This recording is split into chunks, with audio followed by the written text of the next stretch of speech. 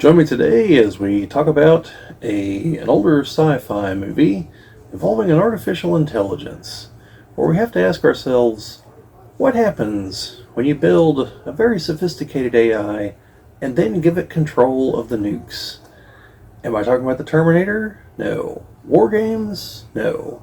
Today we're going to talk about Colossus, the Forbin Project.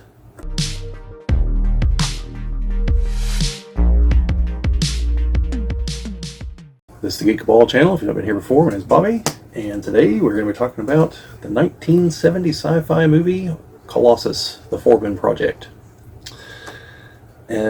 So I saw a video, God, I think it's 2 or 3 years ago at this point. It was a while ago. I think it was Dave Cullen. I think it was one of his videos.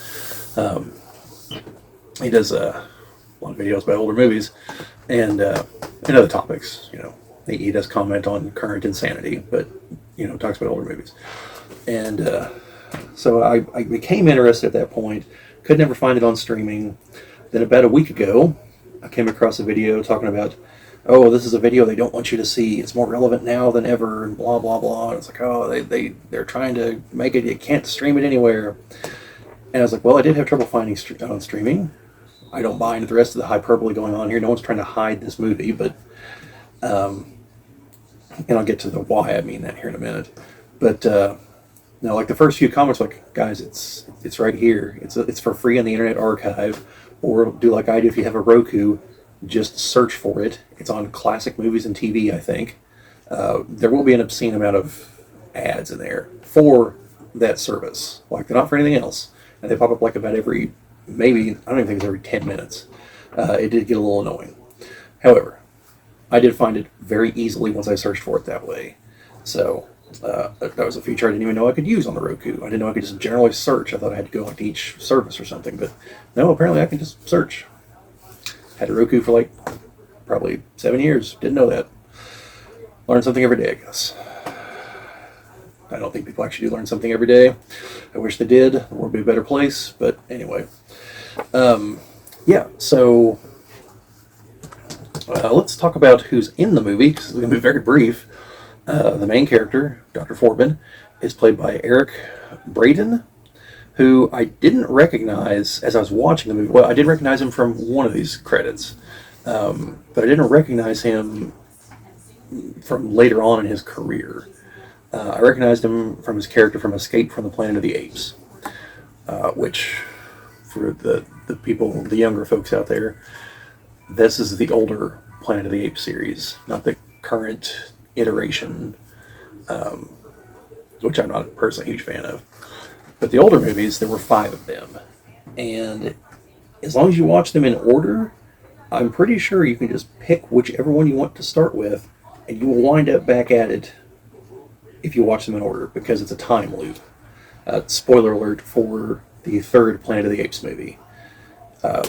They travel, 2 of the apes escape and travel backwards in time to the, I'm going to assume, late 60s, early 70s, to just after the ship that sent Charlton Heston into the future launches. Or maybe the second ship, because the second movie has a second ship show up, and it's complicated. But at the end of the second movie, Earth gets destroyed. Again, spoiler alert for a movie that's like over a decade older than I am, so you had time to watch it.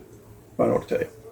But in that, he plays another professor, doctor in that movie. He is the one who's advising the president that they should kill the apes. He was absolutely correct. That is definitely what they should have done. And just like in this movie, the president is a complete and utter fool. So, in that movie, he's like, who am I to mess with destiny, because they were from the distant future, and this Eric Braeden's character was trying to tell him, like, the reason they take over in the future is because these 2 are going to have a kid, and it will be the start of the line of more intelligent apes that will eventually take over the planet. The president's like, oh no, I can't stop this. And it's like, other than maybe Jimmy Carter, no U.S. president would take that approach. They'd shoot the apes in a minute. Like, there would be no discussion. It'd be like, yeah, shoot them, or keep them in captivity to study them, then shoot them. And I mean, nothing against the apes or anything, but like, I'd rather humans rule the earth. That's why I think he was correct. I'll get to the president in the Forbin Project here in a minute. However, I think he is more well known for his role as Victor Newman in The Young and the Restless, or as John Jacob Astor in Titanic. And once I saw the pictures, I was like, yeah, I can see it. A couple of decades later. I never really watched The Young and the Restless, so did watch. What was it? Days of Our Lives for one summer. So I know most of the players in that game because they don't change. Let's see. Then we had Susan Clark as Dr. Markham. I really should write better notes. I'm only going to mention her because she had a few other credits. She was one of the main characters in Webster, the TV series from the 80s. She's also in Airport 1975. Now, I only mention this because if any of you have seen the movie Airplane, you need to watch this movie, and you realize it is just the serious version of Airplane. Airplane wasn't, since I wasn't alive in the 70s, I didn't see the other movies that were around at the time. But one night I watched Airport 1975 on TV. And unless I'm mistaken, because there's a couple of these movies, and they all have different years. I think 75 is the first one, but I could be mistaken on that. Whichever one is the first one, that's the movie that Airplane is a parody of. Almost beat for beat, the plot is from that movie. And it's for any of you who have by any chance ever seen C-Lab 2021, if you have the DVDs of it, one of them has just a regular episode of the original cartoon that they took all the footage from. And it's literally just the parody episode is just, serious and not funny. Same experience. You're watching, you're like, I've seen this movie before, but it was definitely far more funny whenever I watched it. And so it's an interesting experience, especially if you don't know that that's the origin for the Airplane movies. The first one. The second one is just kind of its own thing, but with William Shatner in it as commander of the moon base. But yeah, so, and then the only other person I recognize in this movie, now again it's a movie from 1970, those of you who have seen more movies from that era, you might recognize other people in this movie. I recognize the CIA director, but looking through his credits I couldn't pinpoint where else I had seen him, but I definitely recognized him. But anyway, there's a Dr. Chin who I don't think says anything, but I instantly recognized him. It was James Hong. And for those of you who don't know any of James Hong's many credits, his hundreds, something in excess of 400 credits, one of which is Airplane, by the way. However, I think he is most well known as, or at least to me, he is most well known as David Lopan in Big Trouble in Little China.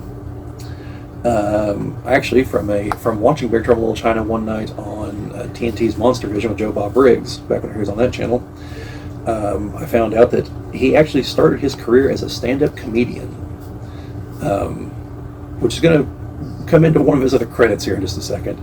But yeah, David Lopan, the main villain of Big Trouble in Little China, also plays Wong in Balls of Fury. I thought that movie was hilarious, but that's just me. Then also plays Jeff Wong, in Wayne's World 2 as Cassandra's father.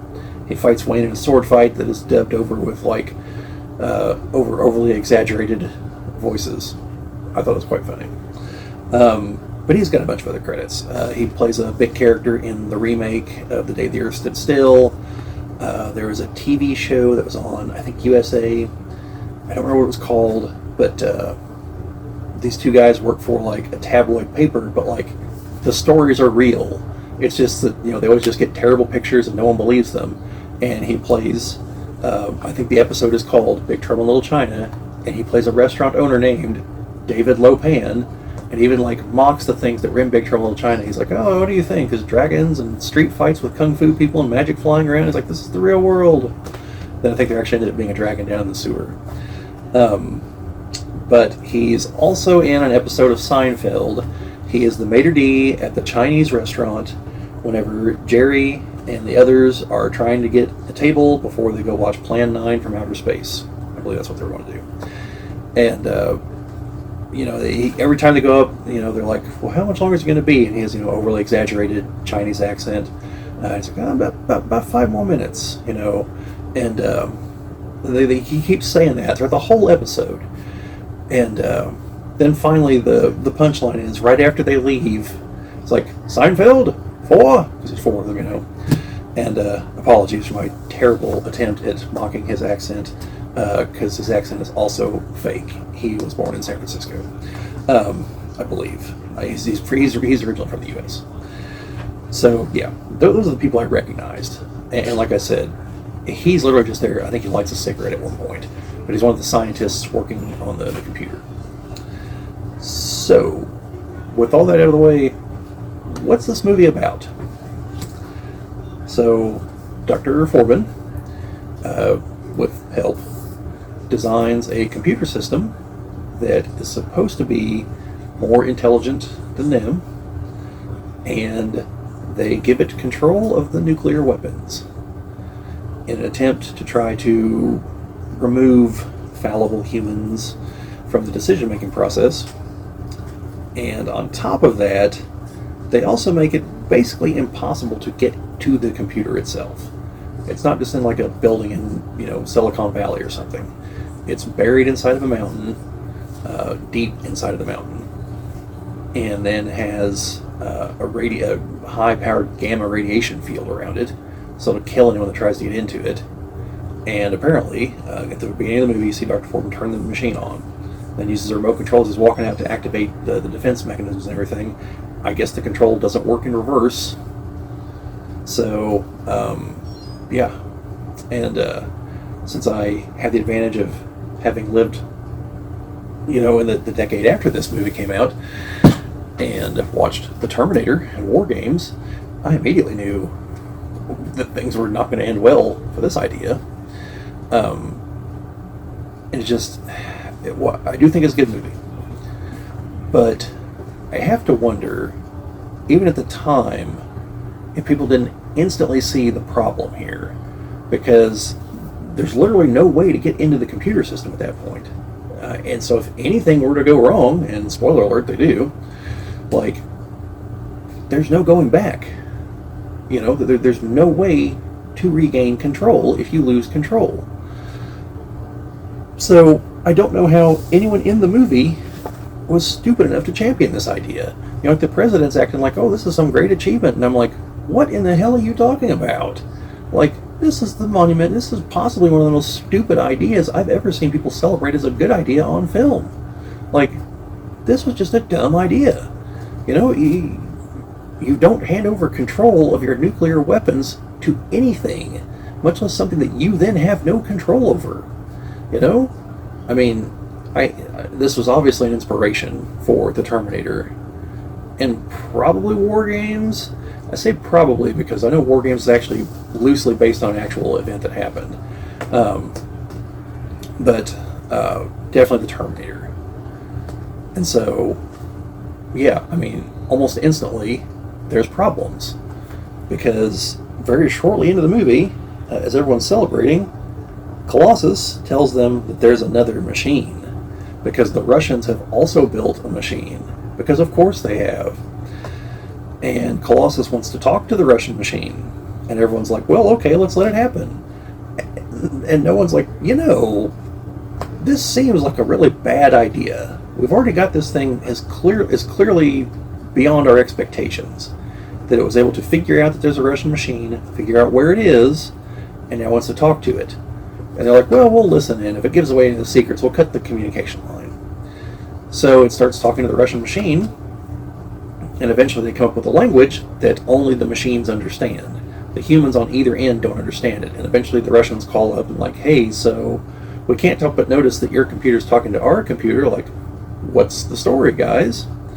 So Dr. Forbin meets with his Russian counterpart. They meet in Rome and try to avoid being bugged or anything.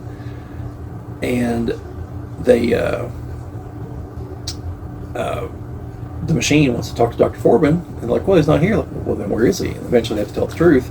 Well, they don't have to tell the truth. One of the guys is very stupid, we should tell the truth. And I'm like, no, you really shouldn't. And so it orders the Russians to kill their scientist and say Dr. Forbin's the one that's going to be the guy that communicates with everyone for them. Also, they cut the line at one point, and the machines launch nukes at each other. Not at each other, but like the Russian launches a nuke towards the U.S., and the U.S. launches a nuke towards the Russians. The one the U.S. launches actually impacts and wipes out a city somewhere. The one the Russians launched got shot down. So the machines demonstrated that disobey and we'll start using our nukes against you.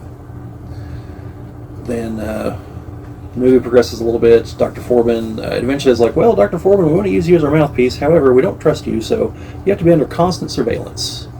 And he's like, well, I need a few little exceptions here, like using the bathroom, and whenever I want to make love to my mistress, who is the woman I mentioned, the Dr. Markov. I really need to write better.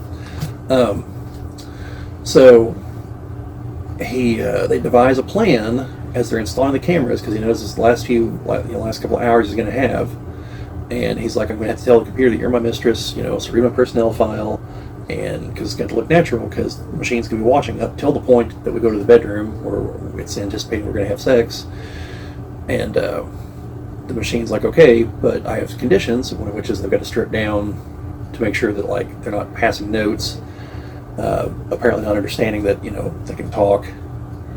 So they devise a couple of different plans to try to bring down the system. One of which is to overload it, and the other is to disable the nuclear warheads, because without the nuclear warheads, it doesn't have anything to threaten us with. So they devise a plan to do that, and they get about a third of the way through that, the U.S. and the Russians. And then Colossus tells them that, yeah, I know about your stupid plan. I let you proceed. I was kind of curious what would happen. And so where the two respective teams are, it detonates the nuclear warheads and takes out the teams. The guys that were going to try to overload it, it instantly calls them on their baloney, has the guards take them out and shoot them. And, kind of a bleak ending, because Colossus has decreed that it's going to build a new system on the island of Crete. And Dr. Forbin's going to oversee that. It's going to take a couple of years to build it, but they've got to get everyone off the island. And the new system is basically going to run the world. And they're like, well, that's tyranny. You don't understand. Humans, you're in for freedom and this, that, and the other. And the machine's like, you'll eventually come to realize that a tyranny under me is preferable to tyranny under humans. Basically saying, I'm going to rule with a light touch, a velvet glove. And the movie kind of ends there, basically telling Dr. Forbin, he's like, oh, the hell with you. And it's like, oh, you'll eventually come to love me and like me as a friend. And I believe from the other video I saw on this is based on a book, but there was a series of books. It's by the third book, Dr. Forbin takes down the machine. So the movie was just after the first book, and so it never had the two others to follow it up. So it just ends with the Colossus basically controlling the world via threat of nuclear destruction. So it was an interesting look at an AI in 1970, what they thought it would be able to do, and they didn't go a whole lot in depth as far as how it worked. It's basically just a real big, gigantic computer complex. Now, I think I missed something, because to me, there were a couple ways to deal with this machine. One is cut off the power. Again, I think I missed something, because unless there's internal nuclear reactors, it had to be drawing external power. And, for those of you who've somehow never dealt with a computer, if it has no electricity, it's just a big pile of silicon, can't do anything. So, that was one option. Or, cut off the communication lines to the silos, because those are the only nukes it controls. Strategic Air Command still has its own nuclear weapons. The submarines still have their own nuclear weapons. And even though it's inside of a mountain, you hit a mountain with enough nuclear weapons, there won't be a mountain left. So that was always also an option, because it's somewhere in the Rockies in Colorado. Evacuate everyone nearby and start lobbing the city busters at it. And the same thing with Guardian, that's its Russian counterpart. Although Guardian was distributed, they said that they didn't elaborate on it, or they didn't say anything else about it, but it wasn't in just a singular location. So, again, to my mind, there were some obvious solutions, and the moment it crossed the line into using the nukes against them, that's when I would have been well, everything's on the table. What do you guys got? So, Yeah. But yeah, I mean, there's that. And I think that I know it's speculative fiction, but it's the 70s, and it's like we're sitting here 50 years later, 55 years later, and we're not a hell of a lot closer to developing an artificial intelligence than they were. There's things that we call AI, they're not AI. That's a terrible term to use for them. They're not. They cannot think. They have all the thinking capacity of this index card. They don't appreciate what they're actually telling you. They can give you answers, but they're not self-aware. So to think a computer in the 70s could be self-aware, yeah, that's probably a bridge too far. I mean, realistically, thinking one in the 80s could, for the Terminator or for war games, is also a bit of a stretch. But anyway, now there was one little bit that kind of got mentioned a couple times, and that's the novel Frankenstein. Because at its core, the Terminator, war games, this movie, they're modern day versions of Frankenstein. The creator creates something that is superior to itself, and then is afraid of what that thing will do to the world. And then that thing attacks them.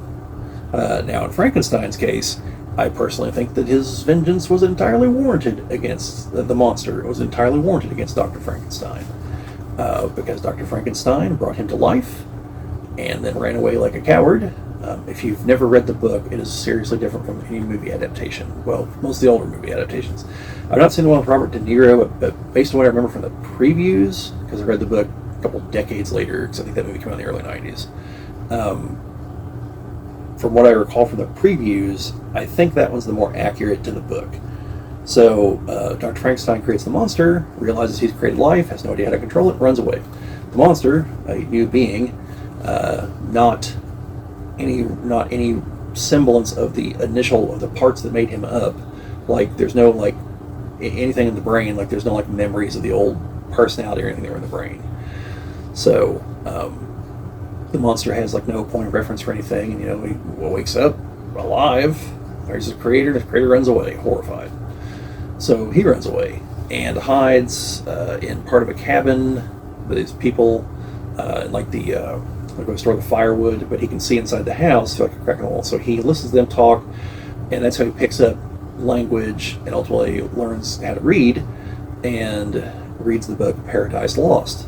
Has no concept of the fact that it's a religious text, but also fiction, and so begins to make him wonder, like, well, I wasn't created in man's image. I'm a monster. Like, do I have a soul and things like this? And then he seeks out Dr. Frankenstein because he's like, you made me. I want answers.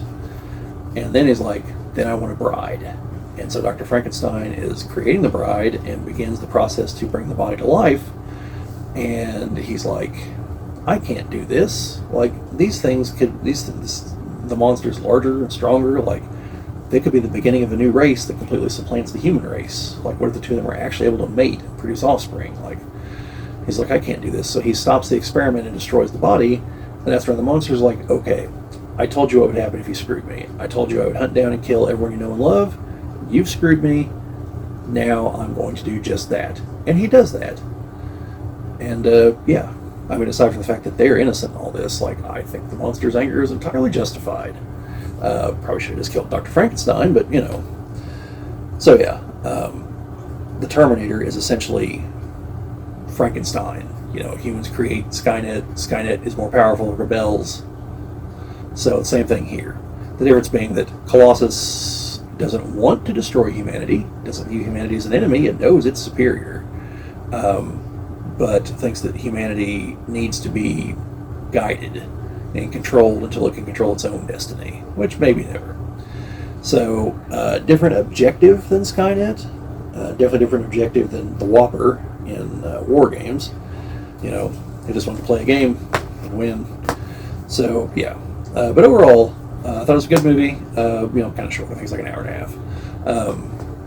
It is a sci-fi movie from 1970. It's not a good sci-fi. I like the older sci-fi movies out there. I mean, Planet of the Apes is a good sci-fi movie. The Black Hole, talked about it before. Got this movie. You've got, there's a few others that I've seen that are definitely worthwhile, from like the 70s and like late 60s in there. And obviously, once you get in the 80s, you've got a lot of sci-fi movies.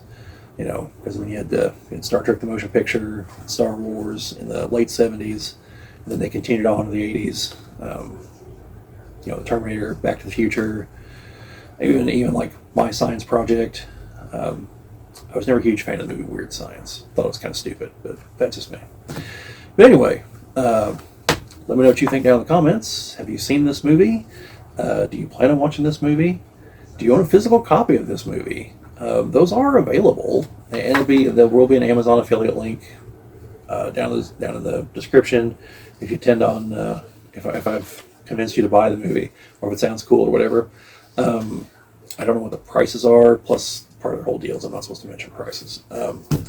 So I can't mention them anyway, but I will have links to the various formats. And if you don't know what all that is, essentially it does not affect the price you pay, but we get a commission of sorts. So if you do that, thank you. If not, hey, like I said, it's also on the Roku for free. So if you watch it that way, check it out. But yeah, like I said, let me know down in the comments if you've seen it, if you plan on watching it, etc., etc. Like, share, subscribe, all that fun stuff. Sharing and commenting would help us grow the channel. We always appreciate it. And thank you to everyone that helped us get past 575 subscribers here pretty recently. Close to 600. So hopefully you'll stick around and we'll see where everything goes. But yeah, that's all I've got on this one, folks. So I'll be seeing you out there.